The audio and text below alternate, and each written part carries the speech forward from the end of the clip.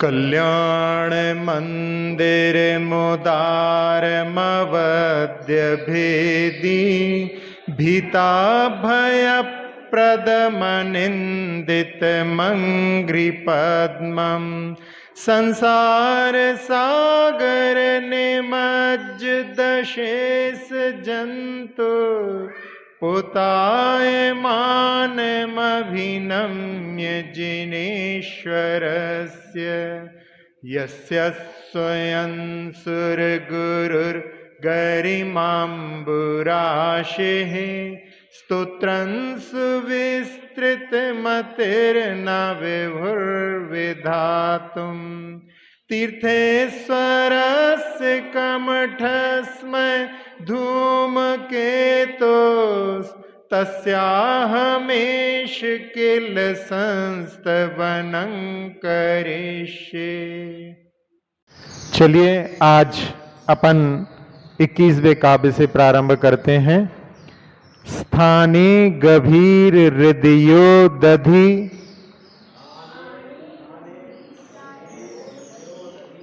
स्थाने गभीर हृदयो दधि संभवायाः पीयूषतां तव गिरः समुदीरयन्ति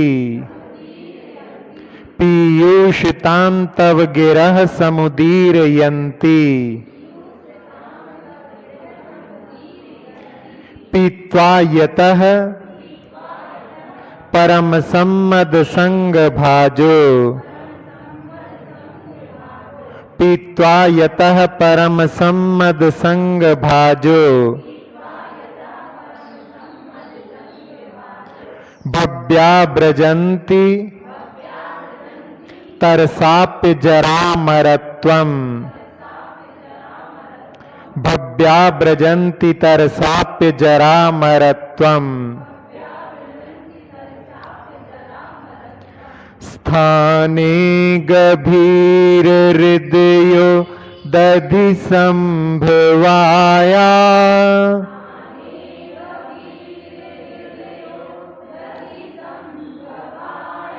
स्थाने गभीर हृदयो दधि संभवाया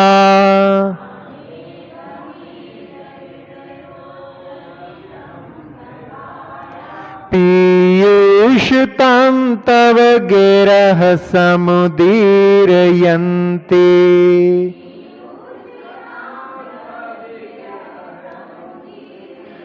पीयूषतां तव गिरः समुदीरयन्ति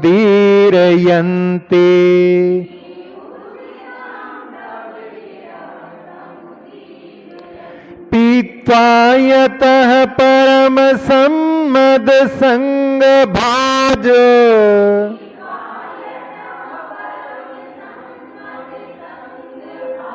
पीत्वा यतः परम सम्मद संग भाजो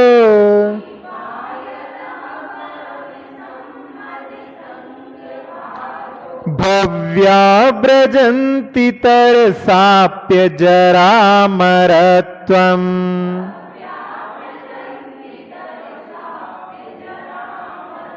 भव्या व्रजन्ति तरसाप्य जरामरत्वम्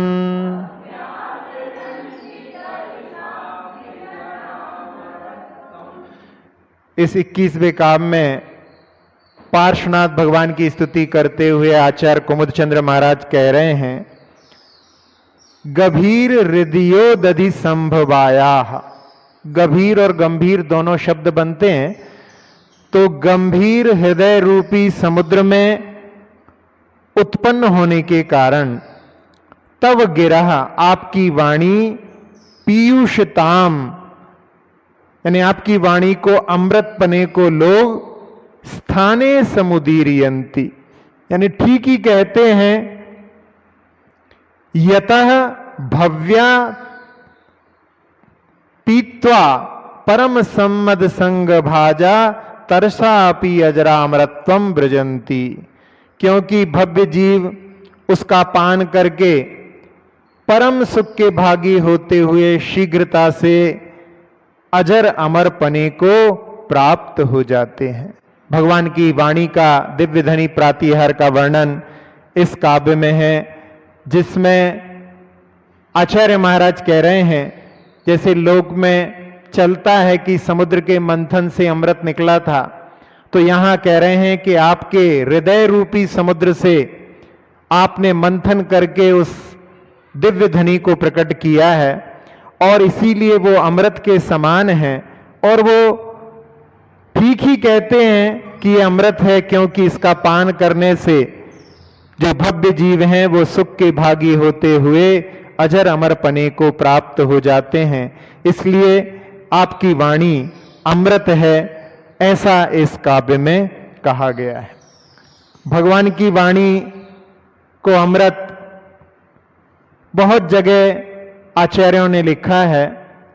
आचार्य श्री ने भी पीयूष है विषय सौख्य विरेचना है, पीते सुशीघ्र मिटती चिर वेदना है, भाई जरा जन्म रोग निवारती है, संजीवनी सुख करी जिन भारती है। तो ये अमृत के समान है, अमृत है।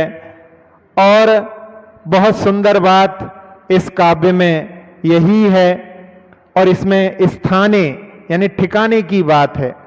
कहते हैं ना अपन ठिकाने की बात, यानी बिल्कुल सटीक बात है कि भगवान की वाणी अमृत के समान है।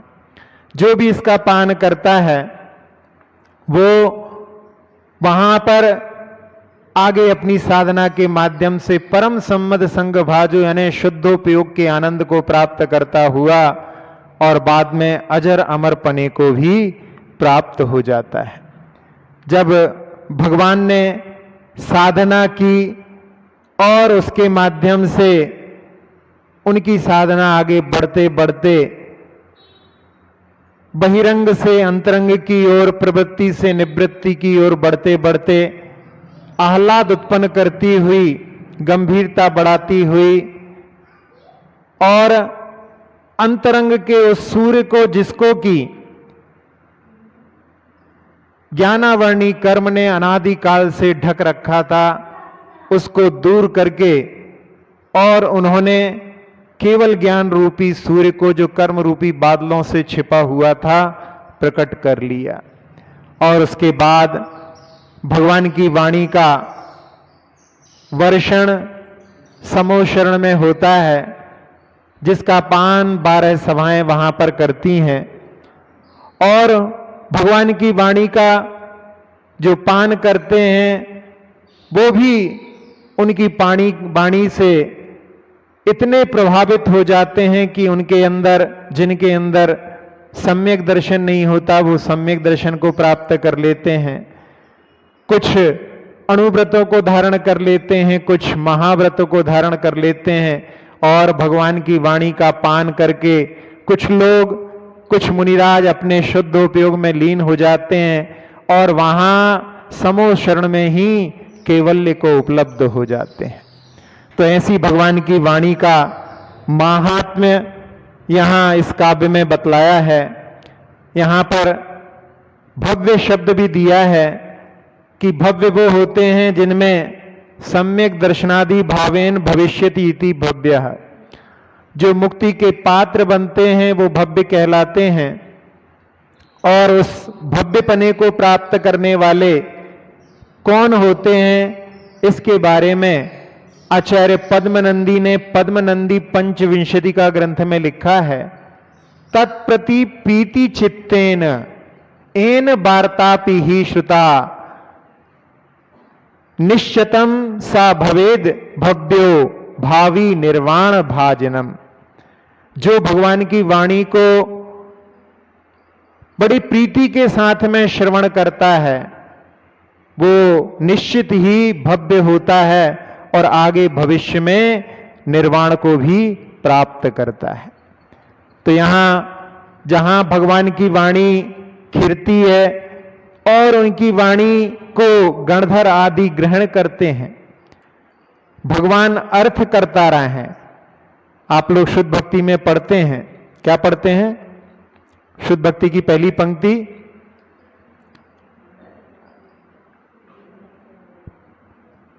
शुद्ध भक्ति की पहली पंक्ति याद नहीं है?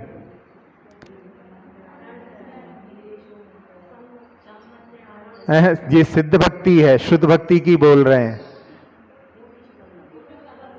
हैं? हाँ, कोटि शतम द्वादशेव कोट्यो लक्षाण शीतिस्तदिकानि चैव पंचाशदष्टौ च सहस्रसंख्यम मेतच्छुतम पंच पदम नाम। ये तो भगवान के जो अर्थ करता है उसमें वाले। फिर इसके बाद में पंच पदम नमामि, आगे अरिहंत भासियत्थम, ये प्राकृत गाथा में लिखा है अरहंत भासियत्थम। अरहंत भगवान जो होते हैं वो अर्थ करता होते हैं। गणधर देवे ही गंथियम सम्मम, और गणधर स्वामी जो होते हैं वो ग्रंथ करता होते हैं।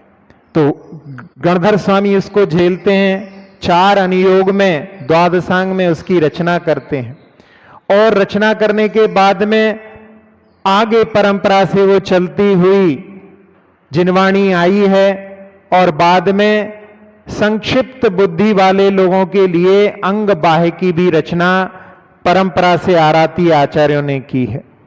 और उस वाणी का प्रभाव ऐसा कि वहां पर कहा आचार्य पूज्यपाद स्वामी ने कि जैसे भगवान की वाणी समुद्र के रूप में थी और वहां से कोई घट भर करके ले आए तो वो वाणी वही है, लेकिन वो वहां पर अब समुद्र के रूप में नहीं है, घट के रूप में अपने लिए शास्त्रों में उपलब्ध है। और उसका पान करके इस काल में भी भव्य जीव अपने लिए आगे निर्वाण का मार्ग प्राप्त कर लेते हैं। इस संसार में बहुत सारे मत भी चलते हैं और उनकी वाणी भी सुनने में आती है, लेकिन जिनेंद्र भगवान की वाणी एक सर्वज्ञ की वाणी है। अन्य वाणियां जो हैं वो वहां पर छद्मस्तों की वाणियां हैं। इसलिए जो रहस्य जिनेंद्र भगवान की वाणी में है वैसा रहस्य और संसार में कहीं भी नहीं मिलता। इसीलिए एक कवि ने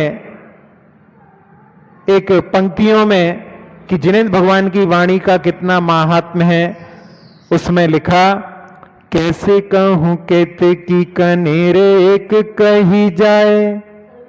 केतकी और कनेर को एक सा कैसे कह सकते हैं? कैसे कहूं केतकी कनेर एक कही जाए। गाय दूध आक दूध अंतर घनेर है। पीरी हुए रीरी पे न रीस करे कंचन सी। कोयल की बानी कहाँ कहाँ काग टेर है। भानु को जारो कहाँ कहाँ अंगियारो कहो। पूनो को जारो कहाँ मावस अंधेर है। पक्षी छोड़ नीक तो बेचारो नेक बैठे यहाँ। जिन बैन और बैन अंतर घनेर है। जिनेंद्र भगवान की वाणी और अन्य वाणियों में कितना अंतर है यहां पर कुछ उदाहरणों के माध्यम से स्पष्ट किया है कि कहां गाय का दूध जो पुष्ट करने वाला है और आग का दूध जो कि संसार में ही भ्रमण कराने वाला है।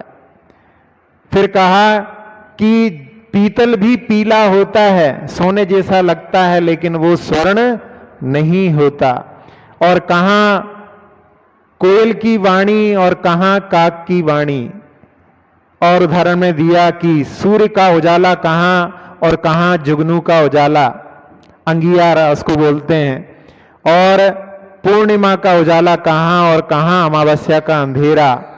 इस प्रकार से पक्ष को छोड़ करके जो एकांत पक्ष का आग्रह पकड़ करके रखे उन लोगों के लिए प्रेरणा दे रहे हैं कि जिनेंद्र भगवान की वाणी और अन्य वाणियों में अंतर को समझ करके जिनेंद्र भगवान की वाणी को अपने हृदय में स्थापित करें।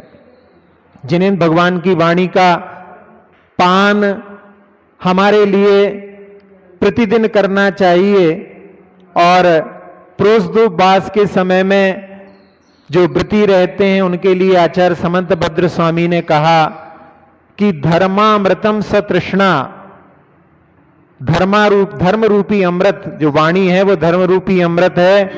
उसके लिए सतृष्णा श्रवणाभ्याम पिबतु पायेद वान्यान, स्वयं भी पान करें और अन्य जीवों को भी उसका पान कराएं। विशेष रूप से जब उपवास आदि होता है तो उस समय में उसका पान करें। और जिन्होंने भगवान की वाणी का पान किया उनके जीवन में परिवर्तन आ गया। भले ही वो मिथ्यामती हो, जब भी उनके कानों में जिनेंद्र भगवान की वाणी पड़ी तो उनके अंदर भी समीचीन दृष्टि उत्पन्न हो गई। एक चारित्र भूषण नाम के मुनिराज जिनालय में बैठ करके जिनागम का अध्ययन करते हुए वहां पर देवागम स्तोत्र का पाठ कर रहे थे, जिसका दूसरा नाम आप्त मीमांसा भी है। देवागम शब्द से प्रारंभ होने के कारण उसको देवागम स्तोत्र भी कहते हैं। देवागम नभूयान चामरादि विभूतया माया विश्वपि दृश्यन्ते नातस्तोमस नोमसी नो महान। उस काव्य में जब वो पाठ करते करते 115 लगभग उसमें गाथाएं हैं, श्लोक हैं, और उनका पाठ वहां से निकलने वाले एक विद्वान जो कि ब्राह्मण थे उनके कानों में वो जब वाणी पड़ी तो उन्होंने, जो कभी जिन मंदिर की ओर बढ़ते नहीं थे कदम उनके, ऐसा हठाग्रह था कि हस्त ताड़ मानोपी ना गच्छे जिन मंदिरम। हाथी भी यदि पीछे पड़ जाए तो भी यदि रास्ता जिन मंदिर का है तो उसमें प्रवेश ना करें। ऐसे हठाग्रह के कारण में ऐसी पंक्तियां भी बन गईं। और जब उन्होंने वो वाणी सुनी तो उनको लगा कि ये तो सारे हमारी जो मिथ्या मान्यताएं हैं, जिनके प्रश्न के समाधान हमें कभी नहीं मिलते थे, इसमें सारे समाधान समाहित हैं। और वो चल करके वहां ऊपर पहुंच गए और जाकर के उन्होंने साधु की वंदना की, क्योंकि दिगंबर साधु की तपस्या से सभी प्रभावित होते हैं। और उन्होंने कहा कि महाराज, आप अभी कुछ पाठ कर रहे थे, आप उसका अर्थ हमें बतला सकते हैं क्या?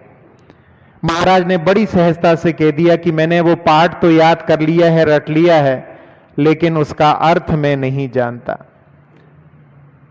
तो उन्होंने कहा कि आप क्या पुनः हमको सुना सकते हैं? उन्होंने कहा हाँ, मुझे याद है, आप कहें तो मैं पुनः सुना सकता हूं। और उन्होंने जब पुनः सुनाया, जो कुछ छूट गया था उसको भी सुनकर के उनको बड़ा हर्ष हुआ और वो चले गए। और रात में उनके लिए कुछ मन में जो प्रश्न उठ रहे थे उनके समाधान जो सुना था, अच्छी उनकी मेमोरी थी, स्मरण शक्ति थी कि एक बार में ही, जैसे अकलंक देव एक पाठी थे, उनके भाई निकलंक द्विपाठी थे, एक ही बार में उन्होंने उसको याद कर लिया और उसके माध्यम से कुछ समाधान प्राप्त कर लिए। और भी कुछ समाधान बाकी रह गए थे, तो उनको वहां पर मन में जिज्ञासा थी और उनके लिए स्वप्न में एक संकेत मिला कि जो पार्श्वनाथ भगवान का फण है उस पर उस समाधान को तुम प्रातः काल में प्राप्त कर सकते हो। और जब वो वहां पर गए, प्रातः काल में भगवान के दर्शन किए और फण पर उनके लिए जो मन में शंका थी वो भी वहां पर दूर हो गई। इस प्रकार से उन्होंने, जो ब्राह्मण थे, वहां पर जैन धर्म अंगीकार किया और बाद में उन्होंने दीक्षा भी ली। तो ऐसे जो पात्र केसरी नाम के जो विद्वान थे, उन्होंने वहां पर आगे चल करके पात्र केसरी स्तोत्र भी लिखा। उसमें अन्य धर्मों की समीक्षा करते हुए उन्होंने जैन धर्म को सर्वश्रेष्ठ वहां पर घोषित किया। तो भगवान की वाणी से जिन लोगों के लिए राह मिलती है, उनका वहां पर जो हर्ष होता है वो उनकी रचनाओं में भी प्रकट हो जाता है।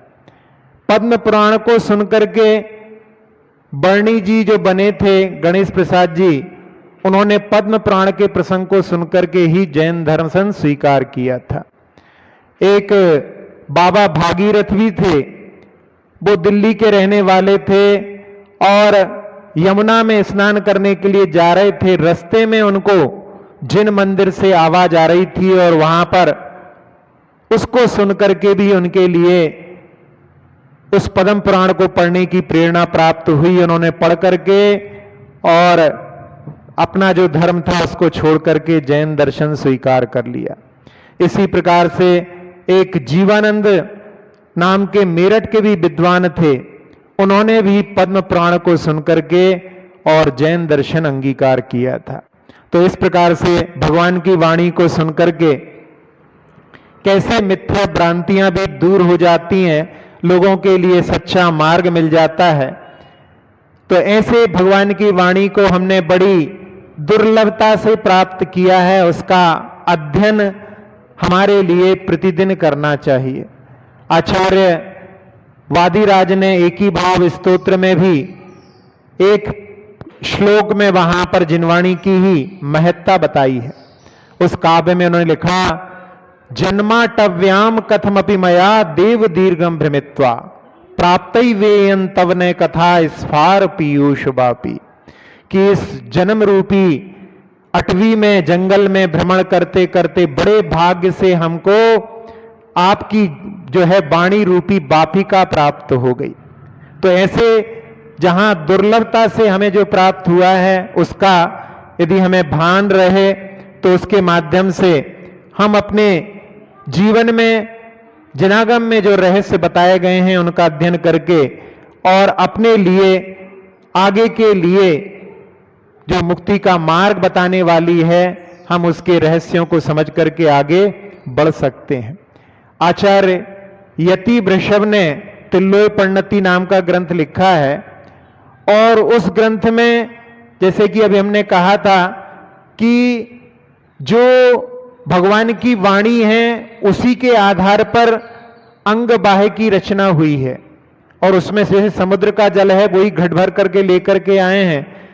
तो उसकी सत्यता का प्रमाण कि आचार्य यति वृषभ महाराज ने जब वर्णन करते हुए 24 तीर्थंकर जैसे भरत क्षेत्र में हुए हैं ऐसे ही ऐरावत क्षेत्र में भी 24 तीर्थंकर हुए हैं, लेकिन उन्होंने कहा कि उन 24 तीर्थंकरों के नाम हमने अपने गुरु के मुख से सुने तो थे, लेकिन अब वो हमारे लिए विस्मरण हो चुके हैं, यानी अब हमको याद नहीं है। तो ऐसा नहीं कि मन से कुछ भी नाम बना करके बोल दो, उन्होंने लिख दिया कि वो विस्मरण हो गया है। इसलिए आचार्य जो भी रचनाएं करते हैं उनको पूर्वाचार्यों से जो कुछ प्राप्त हुआ है उसी का वर्णन करते हैं, अपने मन से उसमें कुछ भी नहीं जोड़ते हैं।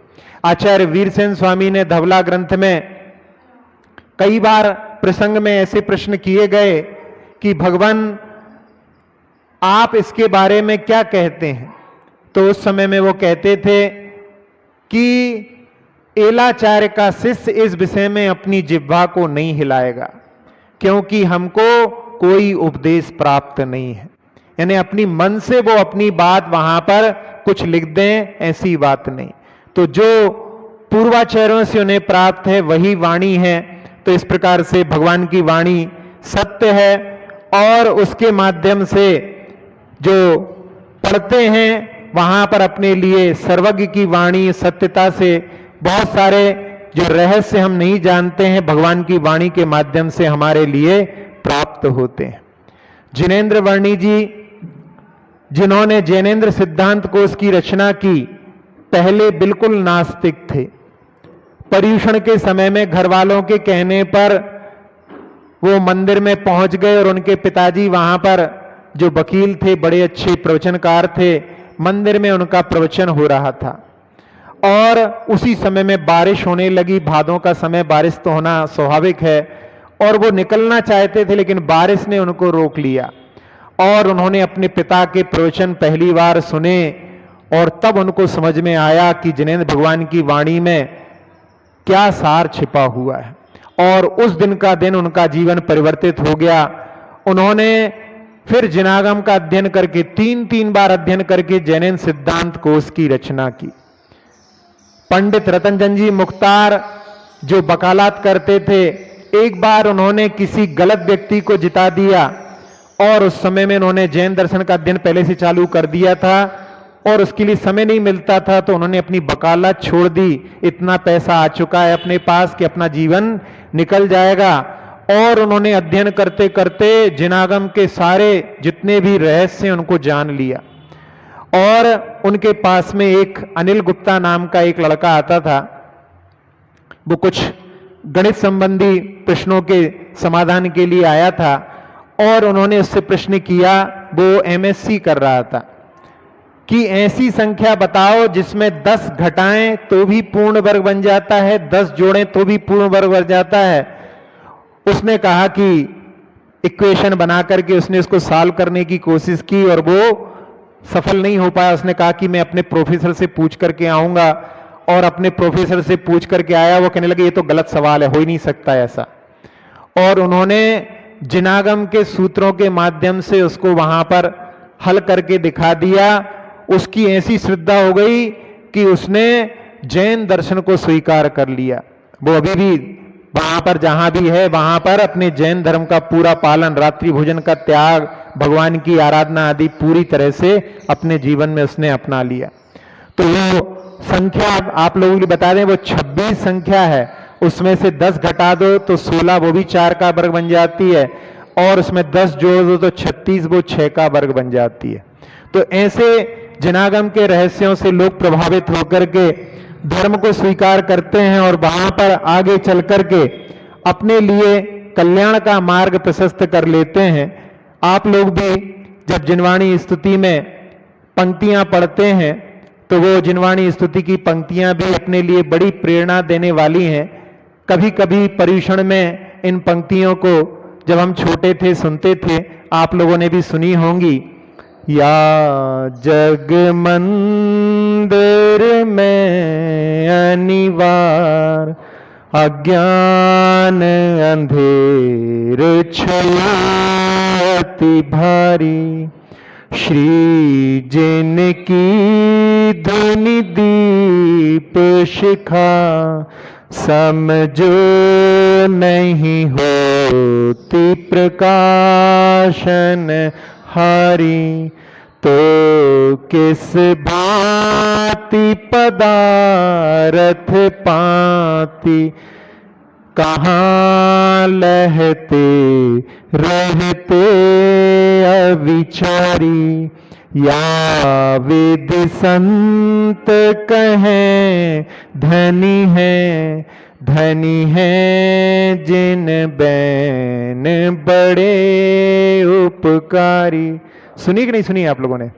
ये पंक्तियां जो है जिनवाणी स्तुति में है।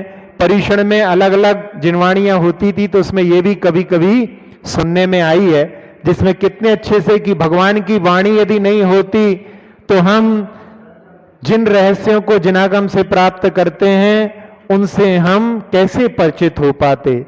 तो बड़ा उपकार है जिनेंद्र भगवान की वाणी का। और एक बार हमने पहले बताया था कि यशस्तलक चंपू के जो रचयिता सोमदेव सूरी हैं, उन्होंने एक सूत्र के माध्यम से नीति वाक्यामृत में लिखा है, अनध्ययनो ब्रह्माणाम। जो प्रतिदिन जिनेंद्र भगवान की वाणी का अध्ययन नहीं करता वो आदि ब्रह्मा ऋषभ देव का जो हमारे ऊपर उपकार है उसको नहीं चुका रहा। इसलिए हमें प्रतिदिन भगवान की वाणी का अध्ययन करना है, भगवान की आराधना भी रोज करना है। उसके भी सूत्र हैं, अयजनो देवानाम। जो 24 तीर्थंकरों की आराधना नहीं करता वो ही अपने ऊपर जो 24 तीर्थंकरों का उपकार है उसको भूल रहा है। इसलिए हमें प्रतिदिन आराधना भी करनी है और प्रतिदिन भगवान की वाणी का भी पारायण करना है। तब जाकर के हम उनके किए हुए, उनके दिए हुए उपकार का वहां पर कुछ उऋण होने का प्रयास कर सकते हैं। तो इस काव्य में जिसमें कहा है कि भगवान गंभीर हृदय रूपी समुद्र से उत्पन्न होने के कारण आपकी वाणी के लिए अमृत कहा जाता है, ये ठिकाने की बात है, क्योंकि इसका पान करने से परम सुख के भागी होते हुए और शीघ्रता से भव्य जीव अजर अमर पने को प्राप्त होते हैं। जब भगवान की वाणी का अध्ययन भी करते हैं, पान करते हैं, तो उनमें ऐसी आनंद की लहर आती है जो आनंद और संसार में कहीं भी प्राप्त नहीं हो सकता। इसलिए हमें प्रतिदिन भगवान की वाणी का अध्ययन करना चाहिए। स्थाने गभीर हृदयो दधि संभवाया,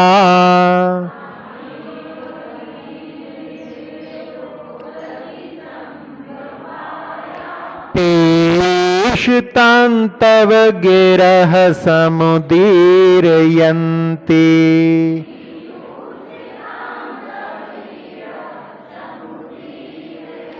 पीत्वा यतः परम सम्मद संग भाज,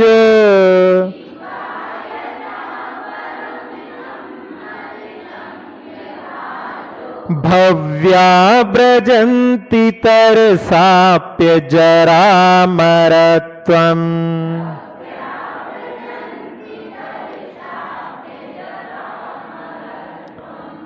स्तोत्र ये निराला,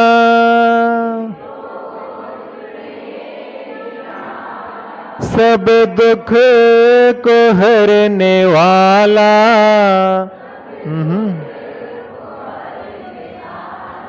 कल्याण का है मंदिर,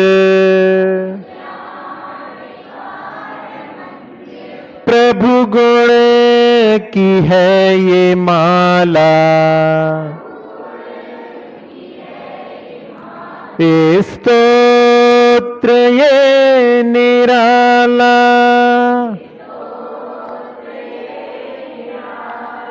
कहते सभी जगत में,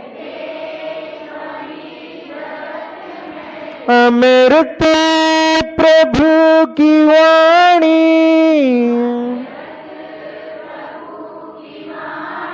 सिंधु हृदय से निकली, सार्थक है ये कहानी, होते अजर अमर सब, पीकर के इसका प्याला,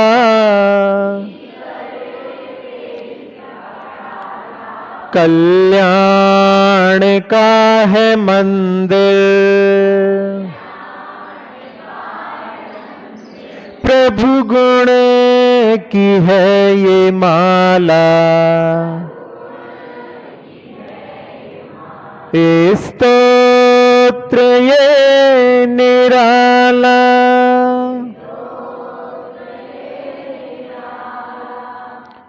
अक्षर पद मात्रा से दूषित वचन अगर ममहीन रहे, और प्रमाद कषाय के वश में सम्यक अर्थ विलीन किए, जिन वाणी माता मेरी उन सब त्रुटियों को क्षमा करें, दें आशीष शीघ्र हम सबको केवल लब्धि रमा मिले, प्राप्त हमें हो बोधि समाधि परिणामों की शुद्धि हो, निज आत्म उपलब्ध हमें हो, शाश्वत सुख की सिद्धि हो, चिंतित वस्तु दात्री माता चिंतामणि उपमा